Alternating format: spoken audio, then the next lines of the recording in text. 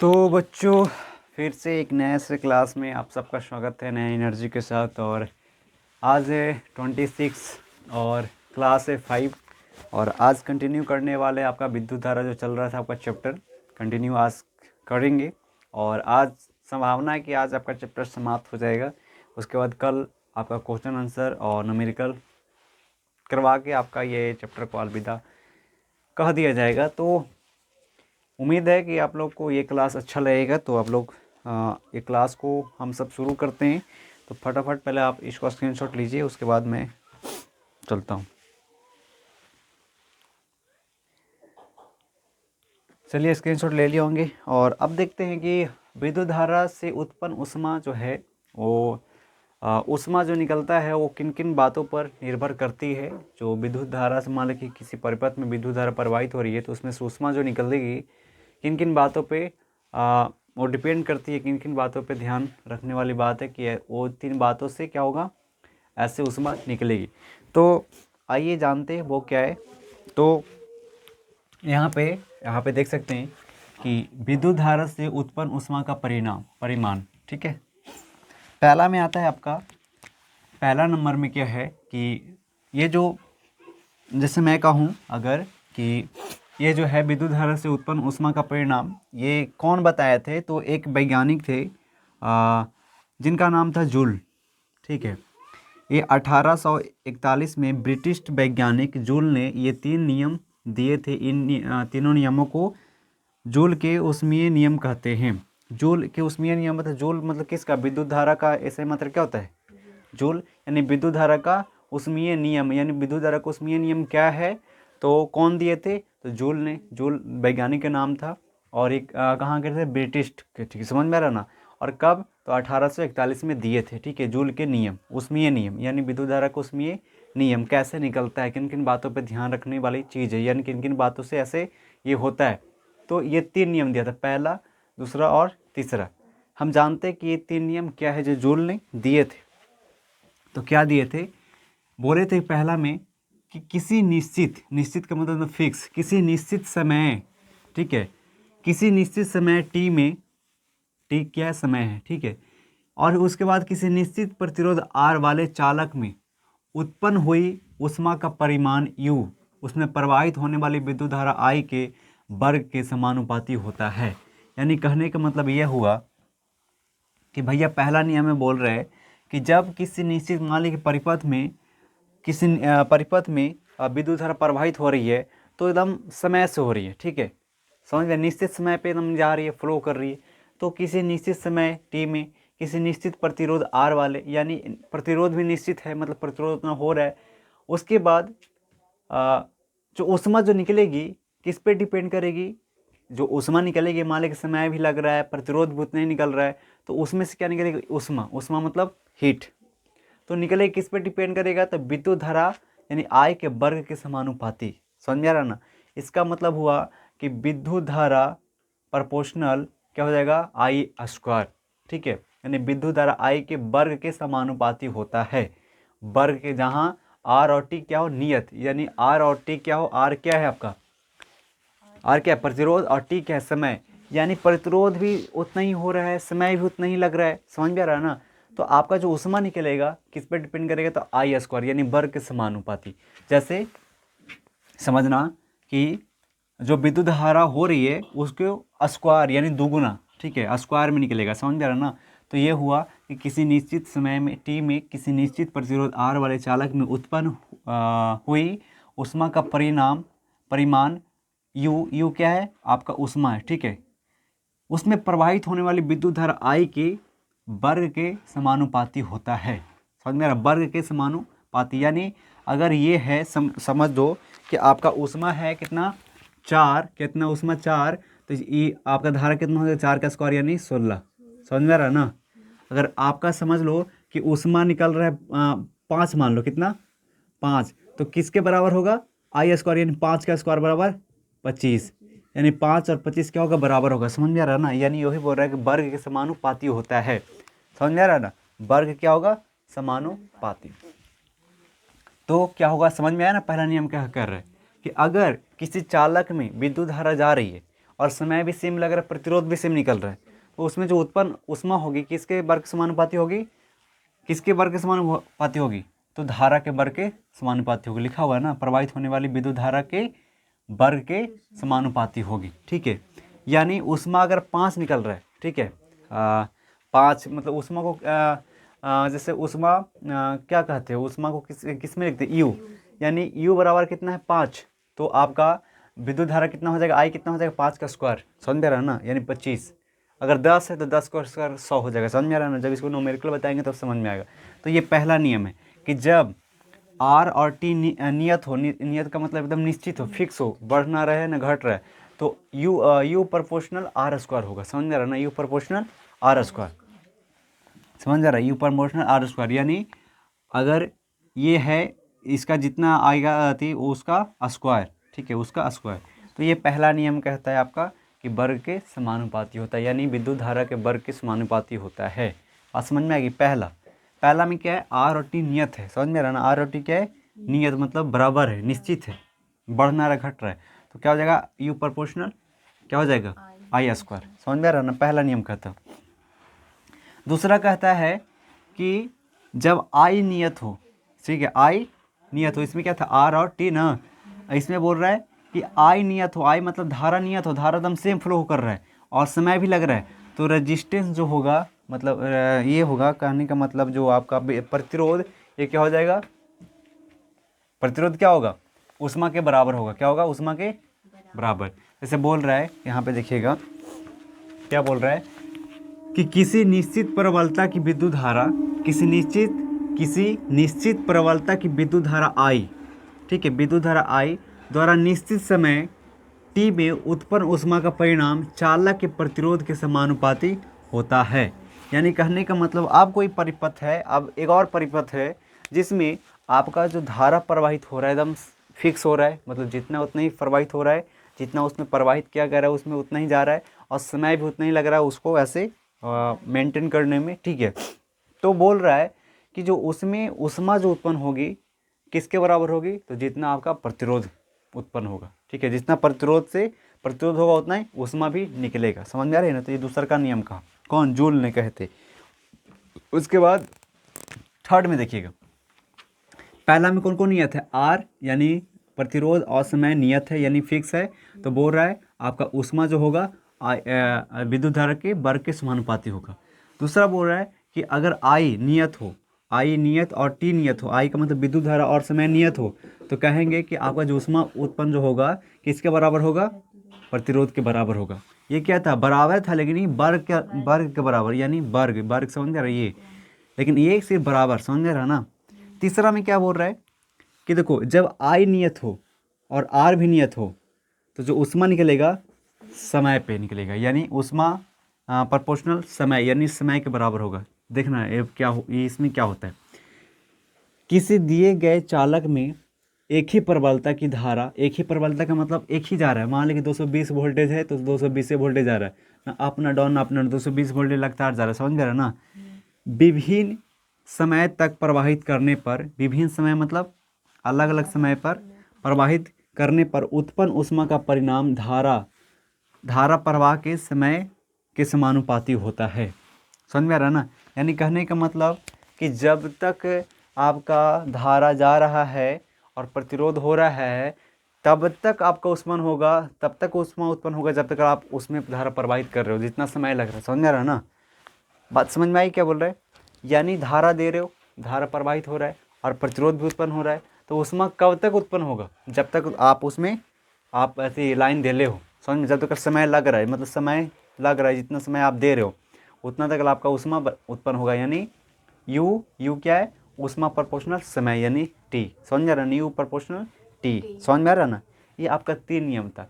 पहला में अगर आर नियत हो और टी नियत हो तो यू प्रोपोर्शनल आई स्क्वायर, यानी जो यू जो होगा किसके समानुपाती के बराबर होगा, धारा के समानुपाती के बराबर होगा। दूसरा में बोल रहा है कि आई और टी अब नियत होगा तो यू बराबर कितना हो जाएगा, आर हो जाएगा, ठीक है, यू बराबर आर, जितना आपका प्रतिरोध होगा उतना ही ऊष्मा निकलेगा। उसके बाद तीसरा में बोल रहा है, तीसरा में क्या बोल रहा है, टी आई और आर नियत हो तो तब तक ऊष्मा निकलेगा जब तक उसमें लाइन जा रही है, समझ में आ रहा है ना। तो ये आपका 3 नियम है, समझ में आ रहा है। कौन दिए थे? जूल। और वैज्ञानिक कहाँ के थे? ब्रिटिश के वैज्ञानिक थे 1841 में, ऐसे समझ में आ रहा है ना, ये ऐसे किए थे, दिए थे। उसके बाद अब है कार्य, जो है कार्य क्या है? कार्य, कार्य क्या है? कार्य, आंतरिक कार्य। कार्य किससे रिलेट कर रहे हैं? यांत्रिक, आंतरिक, आंतरिक का मतलब अंदरूनी ऊर्जा, ठीक है। यानी अंदरूनी ऊर्जा यानी आंतरिक ऊर्जा या फिर ऊष्मा का ऐसे मात्रा कितना होता है? जूल होता है, ठीक है, समझ में आ रहा है ना। आंतरिक ऊर्जा या फिर ऊष्मा का ऊर्जा या फिर ऊष्मा का ऐसा मात्रा क्या होता है? जूल, जिसको बड़ा में क्या लिखते हैं? जे से। ऊष्मा का सीजीएस मात्रक कैलोरी है। सीजीएस मात्रा का मतलब, सीजीएस मात्रा का मतलब बोलो। सीजीएस मतलब दूरी को सेंटीमीटर में माप रहे हो, समझ में आ रहा है ना। और द्रव्यमान को ग्राम में और समय को सेकंड में, समझ में बात आ रही क्या? अगर आप दूरी को सेंटीमीटर में मापते हो और द्रव्यमान को ग्राम में, और ये इसका मतलब है कि आप समय को सेकंड में माप रहे हो, तो कह सकते हैं कि ऊष्मा का सीजीएस पद्धति में यानी सीजीएस मात्रा में कैलोरी कहा जाता है, समझ में आ रहा है ना। ऊष्मा या ऊर्जा का ऐसा मात्रा कैलोरी कब कहते हैं? जब ऊष्मा या ऊर्जा को आप जो ये हो रहा है डिस्टेंस को मतलब सेंटीमीटर में माप रहे हो और द्रव्यमान को ग्राम में और क्या बोलते हैं समय को सेकंड में, तब कह सकते हैं कि ऊष्मा या फिर ऊर्जा का आपका ऐसा मात्रा कैलोरी है, ठीक है। और 1 कैलोरी बराबर होता है कितना होता है? 4.186 जूल, जिसको लगभग में कितना लिखते हैं? 4.2 जूल, ठीक है, लगभग में लिखते हैं इतना। बात समझ में आ रही है?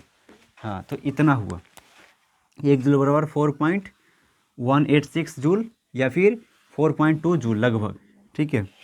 उसके बाद है यदि एक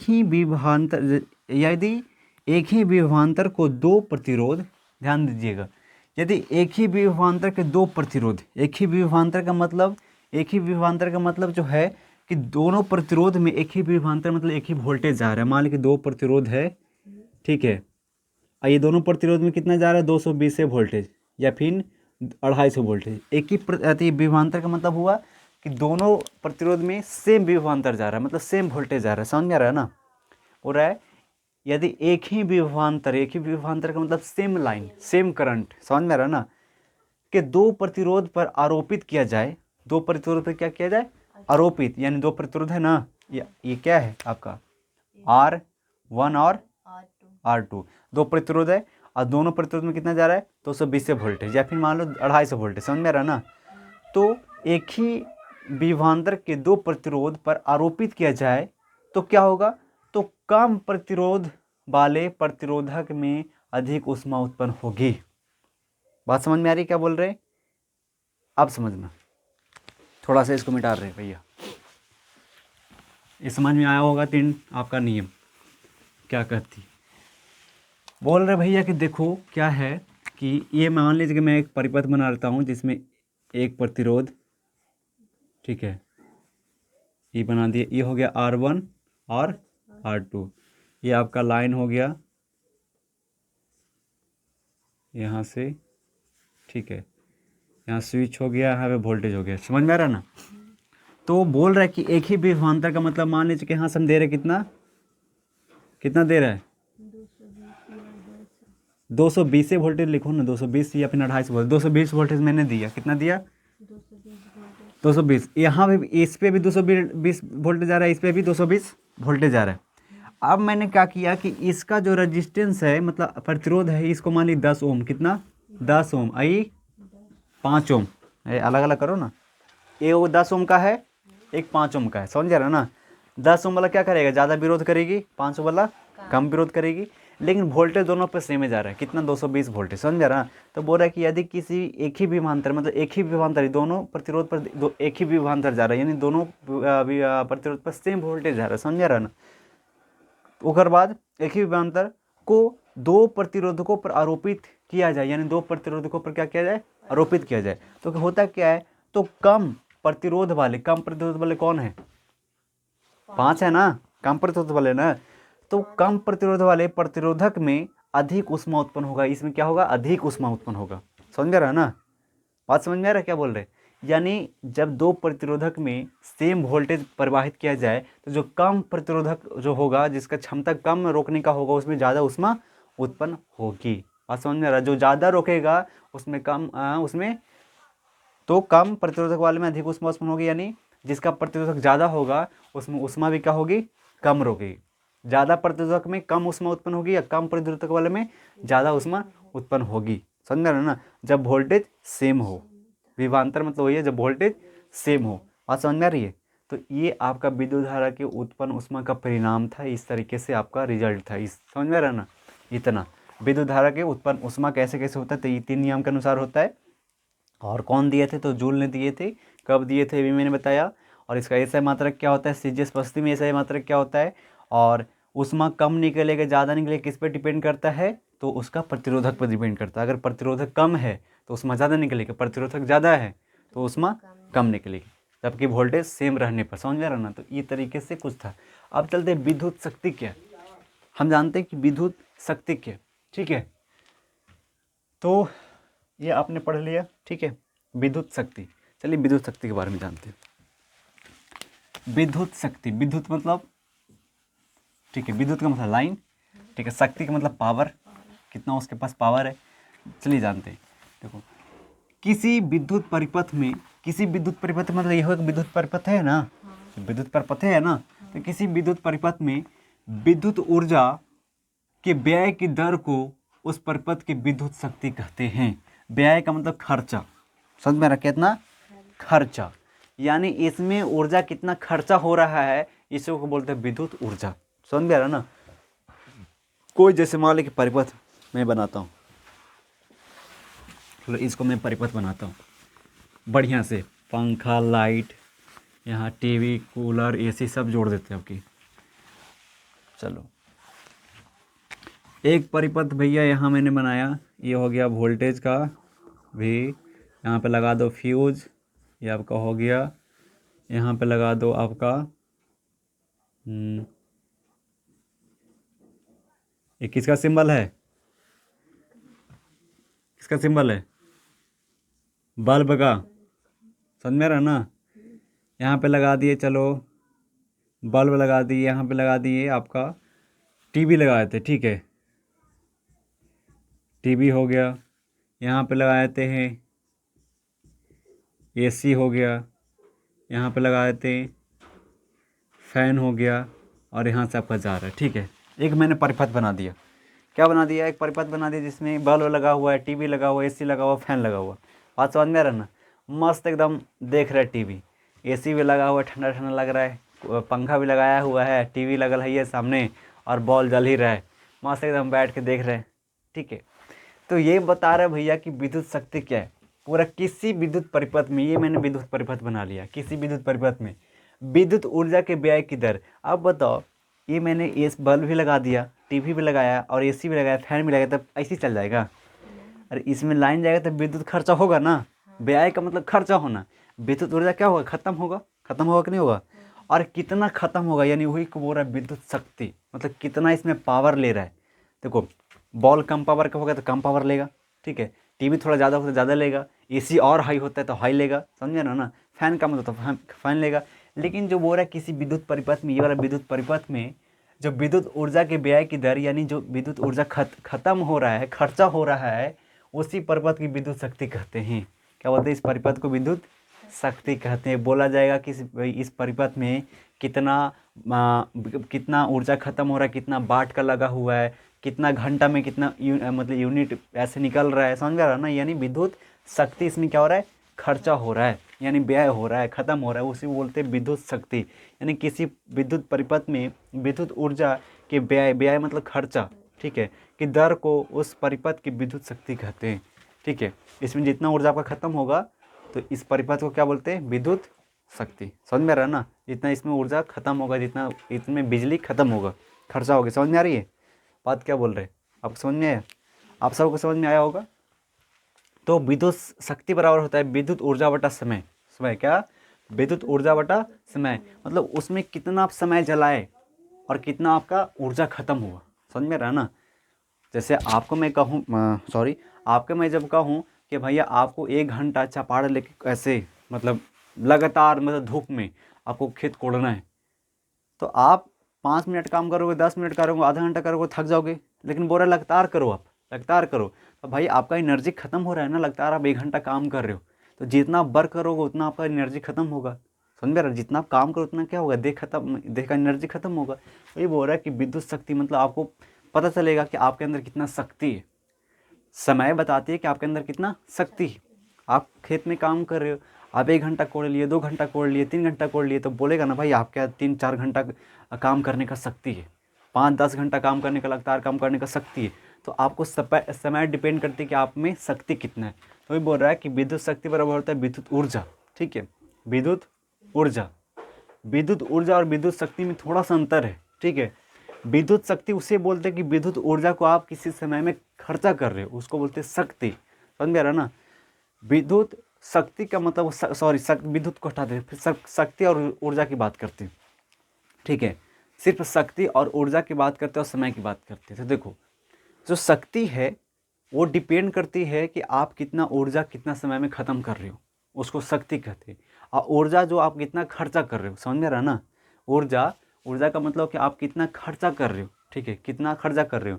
और शक्ति का मतलब उस ऊर्जा को कितना देर तक आप खर्चा करते हो। समझ में आ रही बात क्या बोल रहे हैं? यानी आप मैं बोलूँ कि जो आपका ऊर्जा है, ऊर्जा का मतलब आप काम कर रहे हो उस ऊर्जा से, लेकिन शक्ति का मतलब है कि उस ऊर्जा से कितना समय तक काम करते हो। समझ में आ रहा है ना? कितना समय तक। अगर समय को हटा दिया जाए और आप काम कर रहे हो तो आपका ऊर्जा खत्म हो रहा है।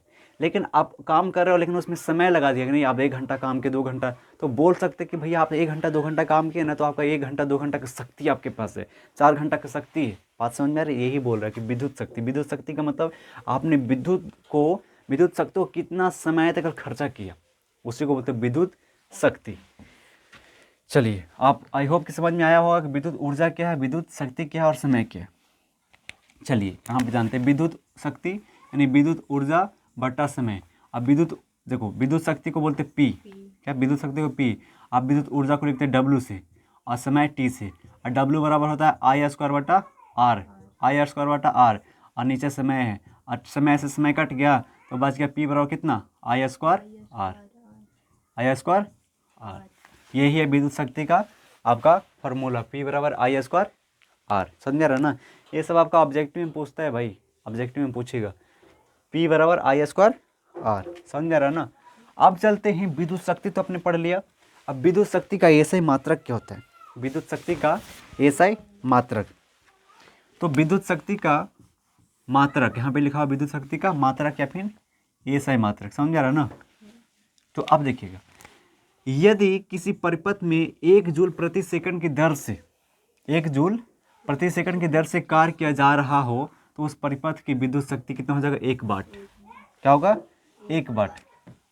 यानी विद्युत, समझना, यानी विद्युत शक्ति का भी ऐसा ही मात्रक क्या होता है, जूल ही होता है, जूल प्रति सेकंड।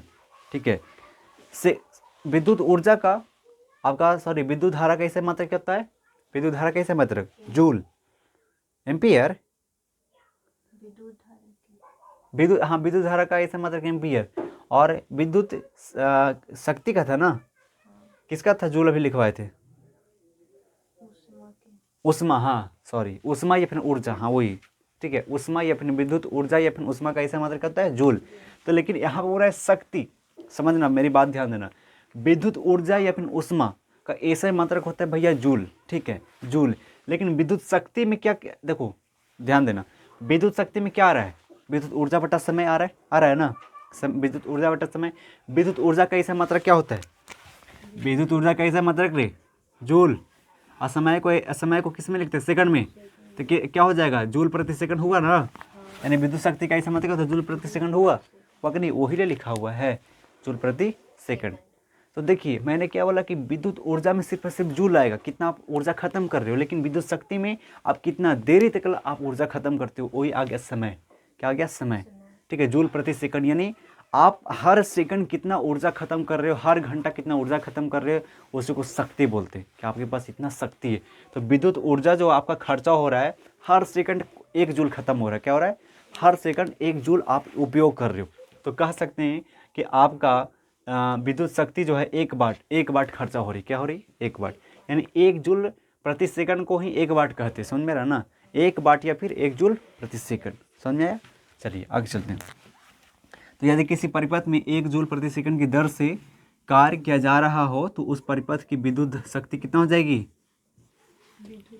शक्ति 1 वाट W या फिर जूल प्रति सेकंड, जूल प्रति सेकंड। अभी मैंने निकाला ना, विद्युत शक्ति बराबर होता है विद्युत ऊर्जा बटा समय, तो विद्युत ऊर्जा का ऐसा मात्रक जूल होता है, आज समय को सेकंड में लिखते हैं, ठीक है, ऐसे मात्रक क्या होता है, सेकंड, तो इतना ये हो जाएगा जूल प्रति सेकंड हुआ ना, यानी विद्युत शक्ति का ऐसा मात्रक जूल प्रति सेकंड, या फिर इसको शॉर्ट में क्या बोलते हैं, ऐसे 1 वाट, ठीक है, क्या बोलते हैं 1 वाट, 1 वाट यानी वाट, जैसे समझा रहा ना, अगर ये 2 जूल प्रति सेकंड है तो 2 वाट हो जाएगा, ये 1 जूल प्रति सेकंड है तो 1 वाट हो जाएगा, ये 5 जूल प्रति सेकंड है तो 5 वाट हो जाएगा, समझ रहा है ना।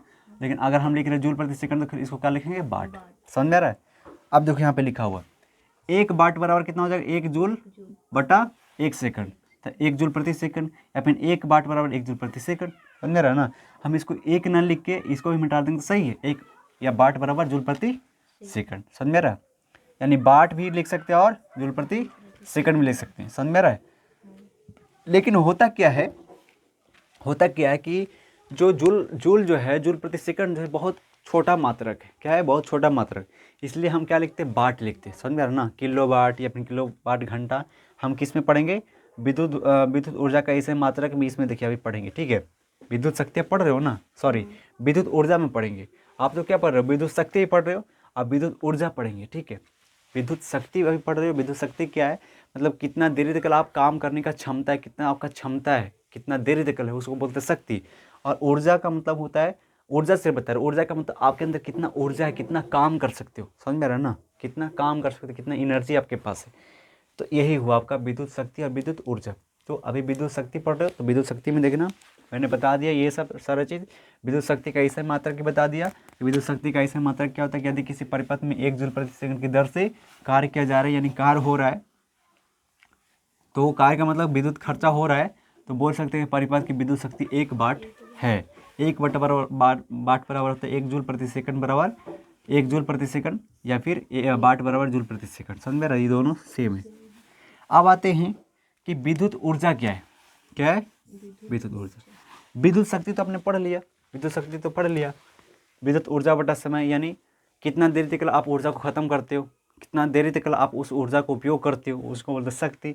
अब विद्युत ऊर्जा क्या है, विद्युत ऊर्जा ध्यान देना, विद्युत ऊर्जा, विद्युत ऊर्जा क्या है कि विद्युत ऊर्जा वह ऊर्जा है, विद्युत ऊर्जा वह ऊर्जा है जो विद्युत धारा के कारण उत्पन्न होती है, ठीक है, विद्युत ऊर्जा वह ऊर्जा है जो विद्युत धारा के कारण उत्पन्न होती है, यानी विद्युत धारा जब प्रवाहित किया जाता है तो उस धारा के द्वारा जो ऊर्जा उत्पन्न होती है उसको बोलते हैं विद्युत ऊर्जा, समझ में रहा ना।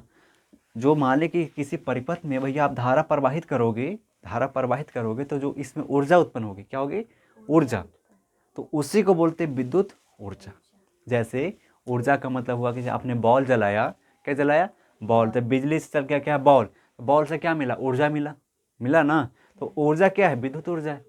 जैसे भैया ये बॉल जल रहा है तो ये जो ऊर्जा निकल रहा है कौन सा ऊर्जा है, विद्युत ऊर्जा का है। लाइनिया बंद करो, ये लाइट वो खत्म हो जाएगा, लाइनिया बंद कर दोगे लाइट बंद हो जाएगा, समझ में आ रही बात।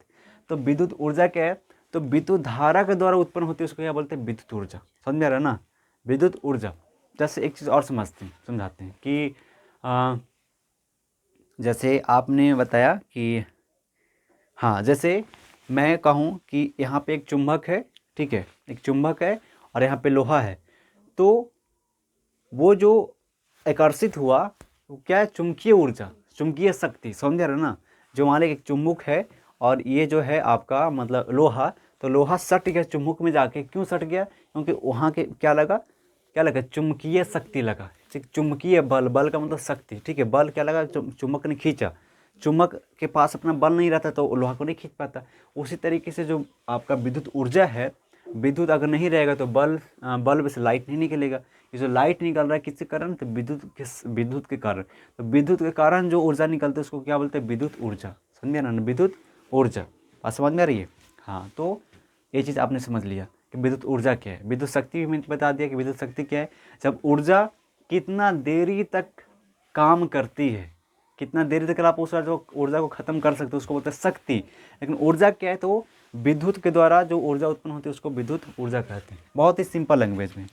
तो विद्युत ऊर्जा उस ऊर्जा को विद्युत ऊर्जा वह ऊर्जा है जो विद्युत धारा के कारण उत्पन्न होती है। जब किसी चालक में विद्युत धारा आवेश प्रवाह होती है, आवेश का मतलब इलेक्ट्रॉन, इलेक्ट्रॉन क्या हो रही है, जैसे ये अभी जो है आपका बल्ब में कौन सा हो रहा है आवेश, इलेक्ट्रॉन जा रहा है, इलेक्ट्रॉन, समझ रहा है ना।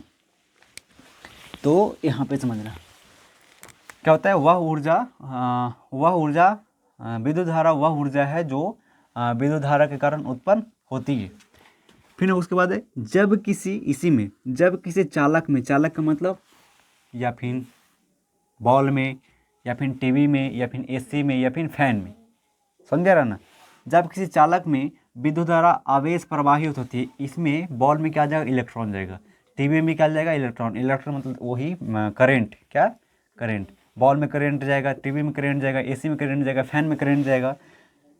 तो किसी चालक में विद्युत धारा आवेश का प्रवाह होता है तो उसमें विद्युत ऊर्जा का प्राप्ति होता है, समझ में आ रहा ना। यानी यहाँ से जब बॉल में इलेक्ट्रॉन जाएगा, इलेक्ट्रॉन का मतलब विद्युत धारा जाएगी, तो इस बल्ब क्या लगेगा, बरने, क्या लगेगा, बरने। अब जो लाइट मिलेगी वो क्या मिलेगी, विद्युत ऊर्जा मिलेगी, क्या मिलेगी, विद्युत ऊर्जा, ठीक है, विद्युत लाइट, समझ आ रहा ना। तो विद्युत धारा द्वारा जो ऊर्जा मिलती है वो क्या बोलते हैं, विद्युत ऊर्जा कहते हैं, समझ आ रहा है। ये आपका हो गया। तो समझ में आ गया विद्युत ऊर्जा क्या है, कि विद्युत ऊर्जा वह ऊर्जा है जो विद्युत धारा के कारण उत्पन्न होता है। कैसे होगा, जब उस परिपथ में जब करंट जाएगी यानी इलेक्ट्रॉन जाएगी तो काम करने लगी, जब काम करने लगेगी तो फिर वो ऊर्जा निकलने लगेगी, समझ में आ रहा है ना। तो उसको बोलेंगे विद्युत ऊर्जा, बात समझ में आ रही है। तो आपका फ्रिज जो चल रहा है विद्युत के कारण चल रहा है और उसमें से ऊर्जा निकलेगी, यानी हीट निकलेगी, एनर्जी निकलेगी, समझ में आ रहा है ना। जैसे आप क्या हुआ कि आपने पानी पिया, ठंडा पानी पिया, तो ठंडा कैसे हो गया, ठंडा कैसे हो गया, फ्रिज में रखो ठंडा कैसे हो गया, वो विद्युत ऊर्जा के कारण हुआ, विद्युत शक्ति, विद्युत ऊर्जा, शक्ति नहीं, विद्युत ऊर्जा के कारण क्या हो, उसमें करंट गया, वो उसमें जो आपका ये होता है कंप्रेशन हुआ, कंप्रेसर चला, फिर अपना काम किया, फ्रिज को ठंडा कर दिया, तो उसमें जो पानी था पानी भी ठंडा हो गया। तो एक प्रकार क्या हुआ, विद्युत ऊर्जा के द्वारा ही वो क्या हुआ, ठंडा हुआ, समझ रहे ना। जैसे आप चलाते हो इंडक्शन, ठीक है, चलाते हो आप इंडक्शन चलाते हो, फिर हीटर चलाते हो, तो वो आपका खाना बनता है, खाना कैसे बन गया, विद्युत ऊर्जा के द्वारा, ठीक है।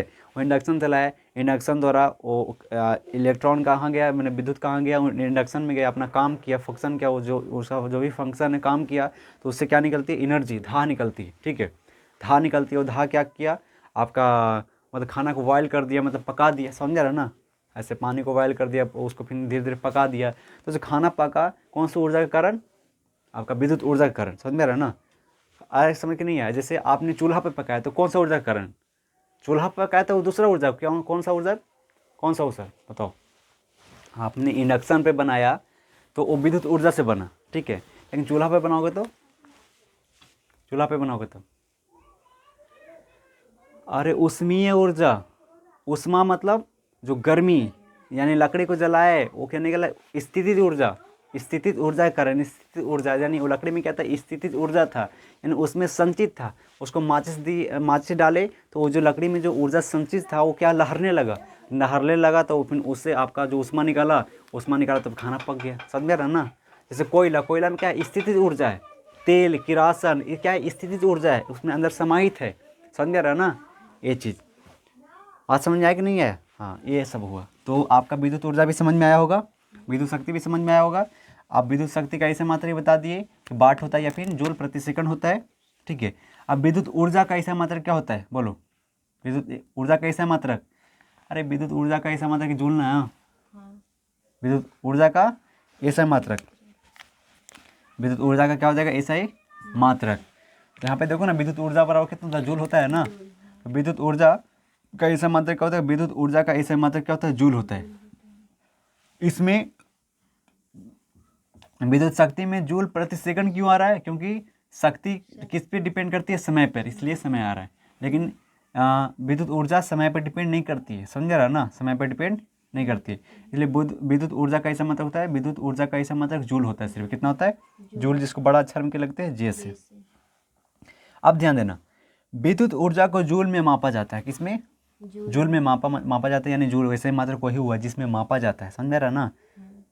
हमेशा छोटी इकाई में मापा जाता है। किसी चीज़ को हमेशा किस में मापा जाता है? छोटी चीज़ को। समय को हमेशा छोटी चीज़ क्या है? सेकंड। सेकंड है ना, इसलिए समय को सेकंड में मापते हैं।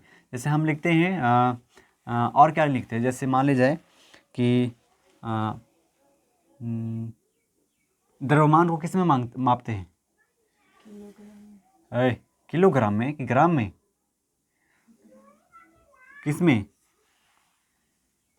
बोलो। केजी में, ठीक है। किस में? केजी में मापते हैं ना। हाँ चलो, तो हमेशा सबसे छोटी इकाई में मापा जाता है। जैसे आप करते हो कि मीटर जो है उसको किस में मापते हो? सेंटीमीटर में मापते हो ना। मीटर से छोटी इकाई है।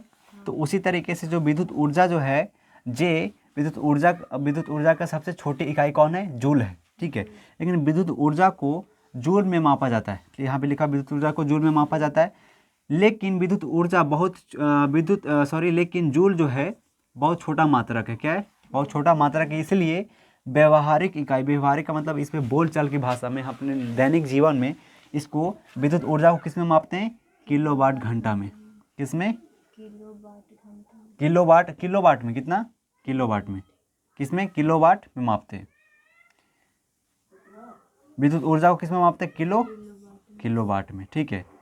लेकिन विद्युत शक्ति जो होगा, विद्युत शक्ति किस में मापते हैं? किलोवाट घंटा में, ठीक है। ये लिख लेना थोड़ा सा। विद्युत शक्ति जो मापेंगे किस में? किलोवाट घंटा में, ठीक है। ये देखना, विद्युत शक्ति का ऐसा मतलब क्या होता है? जूल प्रति सेकंड या फिर क्या? वाट। तो वाट या फिर जूल प्रति सेकंड बहुत छोटा मात्रक है, समझ में रहा ना। समझ में रहा क्या बोल रहे हैं आप? विद्युत शक्ति का ऐसा मात्रक क्या मापे थे? जूल प्रति सेकंड या फिर वाट, एक वाट। तो वाट या फिर जूल प्रति सेकंड बहुत छोटा मात्रक है। इसलिए आप इसको क्या मापते हो? किलो वाट में मापते हो। क्या करते हो? किलो मापते हो। किसमें? Kilowatt. तो और ये आपका हो जाएगा विद्युत ऊर्जा का ऐसा मात्रक व्यवहारिक बोलचाल की भाषा में हम मापते हैं किलो वाट में, और विद्युत शक्ति को सेकंड में ना माप के घंटा में मापते हैं। किसमें? घंटा में। जैसे आप बिजली का उपयोग करते हो मीटर में, तो आपका पूछता है, मतलब उससे रीडिंग जो करने आता है उससे पूछते हैं कितना एनर्जी खत्म हो, तो बोलता है कितना किलोवाट घंटा आपने उपयोग किया, मतलब इतना किलोवाट घंटा आप खर्चा किए हैं विद्युत, मतलब इतना किलोवाट आपने ख़त्म कर लिया है। और पर घंटा में किया है तो उतना घंटा होता है। समझ में आ रहा है ना? बात समझ में आ रही है?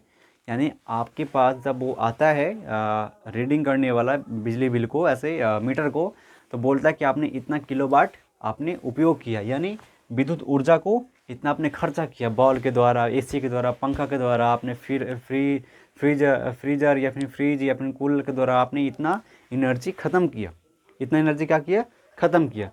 और उसको क्या करता है? कितना घंटा में खर्चा किए, ठीक है। इतना तो खर्चा किया, लेकिन हर घंटा खर्चा किए, तो उसके अनुसार बोलता है किलोवाट घंटा आपका खर्चा हुआ है, इतना घंटा में इतना हुआ है। समझ में आ रहा बात? तो उसी के अनुसार से आपका किलोवाट घंटा को फिर अपना आपका यूनिट में बदल देता है, कितना यूनिट खर्चा हुआ, और यूनिट को फिर आपको यूनिट जितना होता है उतना से पैसा से गुना कर देता है, रुपया से गुना कर देता है, बोलता है कितना आपका रुपया आपका हुआ बिजली बिल। मैं आपको बताऊंगा कैसे आपका यूनिट या फिर यूनिट कैसे निकाला जाता है, कैसे उसको पैसा में बदलेंगे, ये सारा चीज़। बस इतना याद रखना कि विद्युत ऊर्जा का ऐसा मात्रक क्या होता है? जूल। विद्युत ऊर्जा का ऐसा मात्रक जूल, लेकिन जूल बहुत छोटा मात्रा किस में लिखते हैं? किलोवाट में। किलोवाट में, समझ में आ रहा ना? किलो वाट, यहाँ पे मिटा देना, किलोवाट में लिखते हैं। लेकिन बोलेगा विद्युत शक्ति का ऐसा मात्रक कितना होता है? जूल प्रति सेकंड या फिर वाट। तो इसको क्या इसमें लिखते हैं? किलोवाट घंटा में। किलोवाट घंटा में। इसको कैसे लिखा जाता है? किलोवाट घंटा में। समझ में रहा ना? लेकिन ऐसे मात्रक पूछेगा तो सिर्फ जूल। लेकिन बोलेगा, ये बोलेगा, देखो यहाँ पे लिखा हुआ है व्यवहारिक इकाई। व्यवहारिक इकाई मतलब हम बोलचाल की भाषा में, मतलब ऐसे डेली बोलचाल की भाषा में, दिनचर्या में क्या बोलते हैं? व्यवहारिक मतलब किलोवाट से मापते हैं। क्या मापते हैं? किलोवाट। इसमें विद्युत ऊर्जा में हो जाएगा किलोवाट, लेकिन अगर इसमें विद्युत शक्ति में क्या हो जाएगा? समय आता है ना, तो किलोवाट घंटा। समझ में रहा ना? ये आपका इस तरह से हुआ। चलिए इसके बाद थोड़ा सा और है, उसके बाद देखते हैं क्या क्या है इसका। हाँ,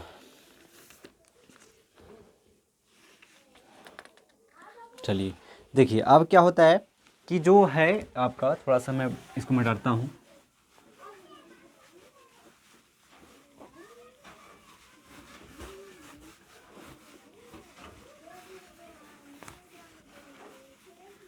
अब जो है कि आपके घर में जो बिजली खर्चा होती है, ठीक है, आपके घर में जो बिजली खर्चा होती है, जैसे यहाँ पे है कि मकान में बिजली के मीटरों से बिजली के उपभोग का पाठन यानी जो रीडिंग होता है वो होता है बोर्ड ऑफ ट्रेड यूनिट, यानी उसको किससे होता है, बोर्ड ऑफ ट्रेड यूनिट्स होता है। ध्यान देना, यहाँ पे मैं लिख रहा हूँ।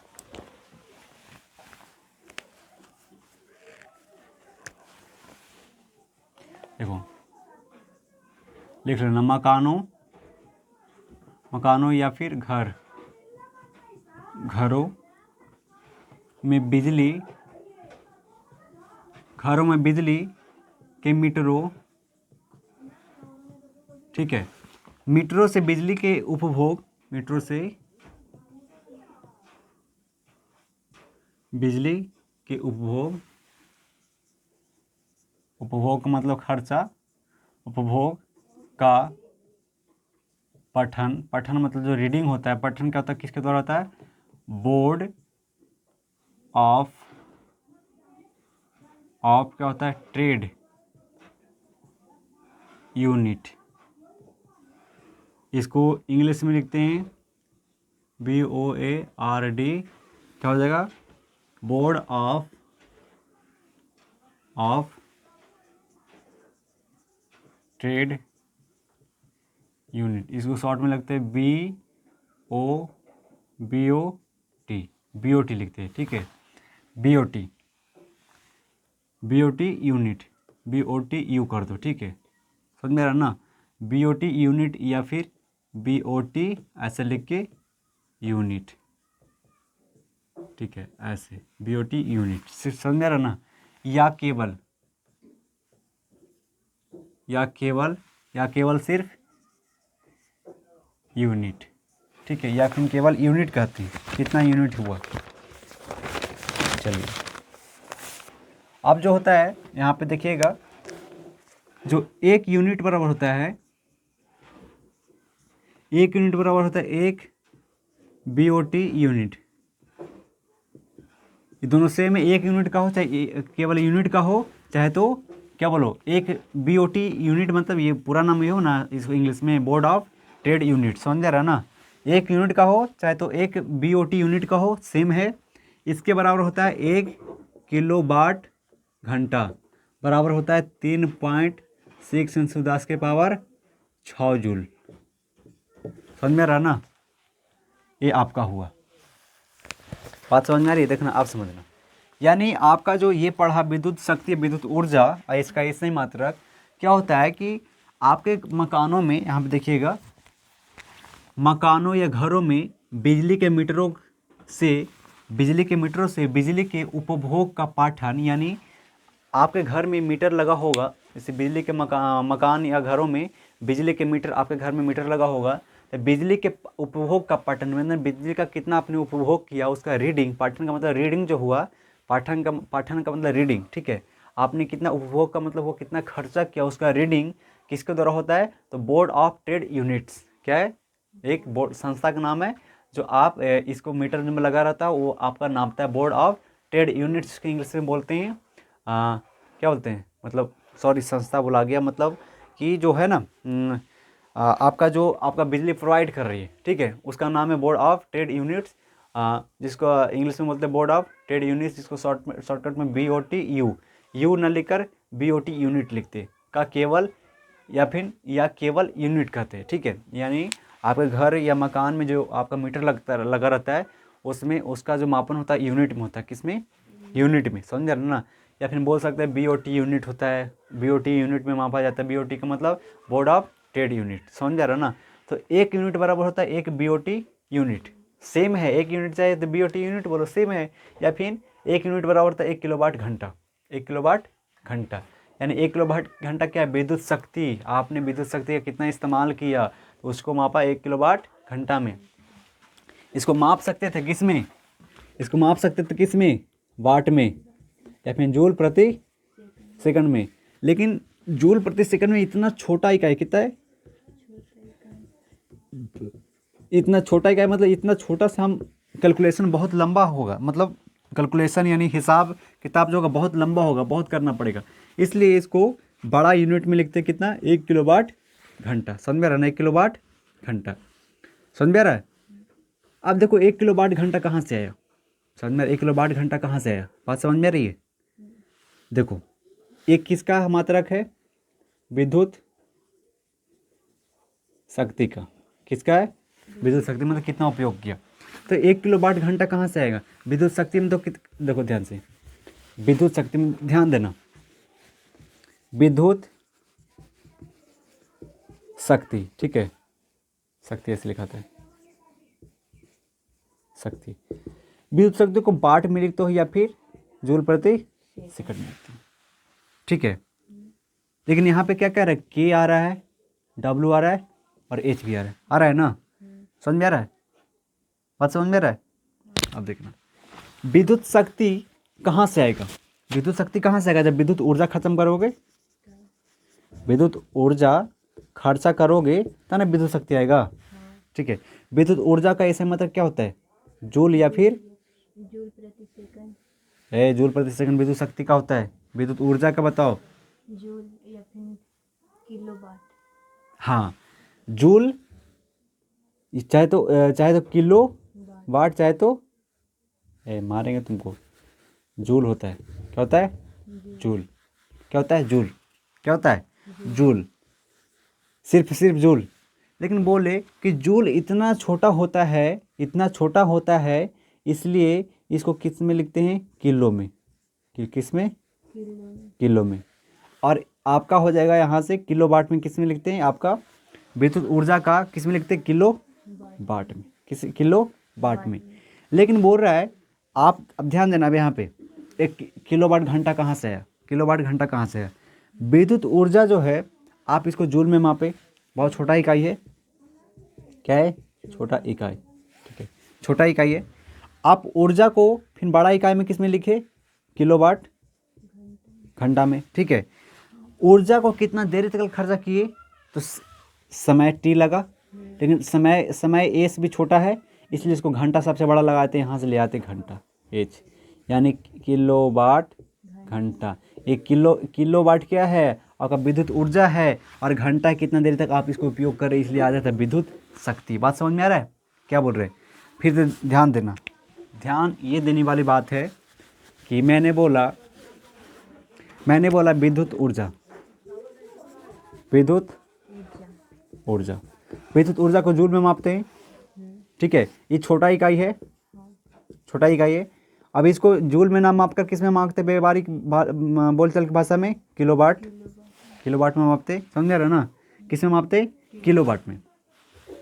आपका हो जाएगा व्यवहारिक बोलचाल की भाषा में, यानी इसमें मापते किलोवाट में मापते, ठीक है।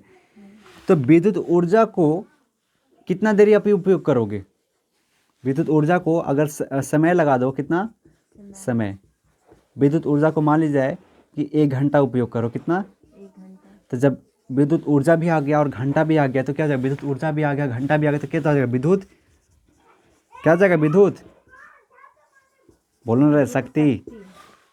अरे विद्युत ऊर्जा भी उपयोग कर रहे हो और घंटा में भी उपयोग कर रहे हो, समय भी लगा दिए, तो विद्युत शक्ति हो गया ना। तो किलोवाट तो पहले से था और शक्ति आ गया घंटा, तो इसलिए हो जाएगा किलोवाट घंटा, यानी किलोवाट घंटा किसका हो गया, विद्युत शक्ति का। तो यहीं से आपका निकला ये चीज़, यानी ये जो आप निकाला है 1 यूनिट बराबर 1 BOT यूनिट, या फिर 1 किलोवाट घंटा, या फिर 1 किलोवाट घंटा बराबर होता है 3.6 के पावर 6 जूल होता है, समझ रहा ना, 3.6 के पावर 6 जूल। इसका कैलकुलेशन करोगे, मतलब इसका हिसाब किताब करोगे जूल वाला, तो बहुत लंबा जाएगा, इसलिए इसको कम हिसाब किताब कम करने के लिए किलोवाट घंटा लिखते, समझ में आ रहा, ताकि तुरंत हिसाब किताब हो जाए, समझ में आ रहा है ना ये चीज़। तो इस तरीके से आपका ये हुआ विद्युत धारा, विद्युत ऊर्जा, उसका ऐसा मात्रक और यूनिट के बात हुआ, और आपका बोर्ड जो यूनिट जो मापता है किसको द्वारा, तो बोर्ड ऑफ ट्रेड यूनिट के द्वारा। समझ रहा है, ये सब आता है आपका ऑब्जेक्टिव में, ये सब याद कर लेना। एक यूनिट बराबर कितना होता है, एक यूनिट को कितने किलोवाट में मापा जाता है, घंटा में मापा जाता है, किलोवाट घंटा कैसे बन गया, तो ये बताया ना कैसे बना। विद्युत ऊर्जा का बड़े मात्रक में लिखते किलोवाट, और उसको आपने 1 घंटा तक उपयोग किया तो हो गया, घंटा भी आ गया, समय भी आ गया, और ऊर्जा खत्म कर रहे हो तो विद्युत ऊर्जा बटा समय किसका होता है, विद्युत शक्ति का, इसलिए किलोवाट घंटा लिख दिए। दिमाग से बाहर नहीं तरह है, नहीं, बस समझने की प्रयास करना है। उसके बाद चलेंगे विद्युत धारा के ऊष्मीय प्रभाव का उपयोग। विद्युत धारा के ऊष्मीय प्रभाव का उपयोग पढ़ेंगे। विद्युत धारा के ऊष्मीय प्रभाव का उपयोग, विद्युत धारा के ऊष्मीय प्रभाव के उपयोग में पढ़ेंगे कि आपका विद्युत तापक क्या है, विद्युत बल्ब क्या है, फ्यूज क्या है, प्रतिरोधकता यानी वही है प्रतिरोधकता, ये तो बढ़ा दिए, गलनांक क्या है, ये सब चीज़ मैं पढ़ने वाले विद्युत धारा के ऊष्मीय प्रभाव में। ठीक है,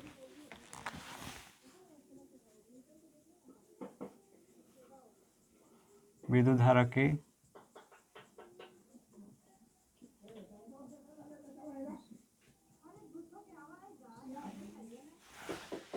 के ऊष्मीय प्रभाव। ठीक है, तो ये जो है आपका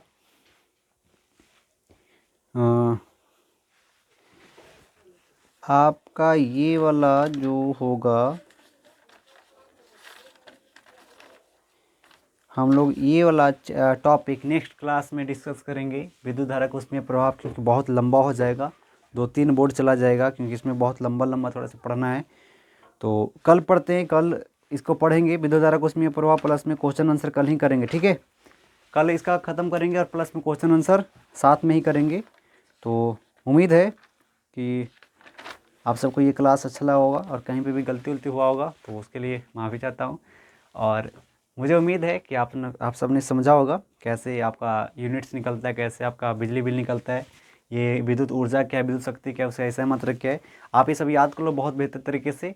और आप फिर से देखना चाहते हो तो रिवर्स करके फिर से आप क्लास देख लो, ताकि पूरे तरीके से समझ जाओ, ताकि भाई आपका एग्ज़ाम में ये सब से पूछता है, ये सब नहीं याद रहेगा, पूछेगा कि भाई कहाँ से पूछ लिया, ये सब पढ़ो तब पता चलेगा कि कहाँ से पूछा है। ठीक है, आई होप कि आप सबको ये क्लास अच्छा लगा होगा, डे 26 और क्लास 5। कल मिलते हैं 27 में और डे 6 में। कल नहीं आपका पूरा पूरा चैप्टर ये वाला ख़त्म कर दिया जाएगा। तब तक मिलते हैं कल क्लास में। जय हिंद।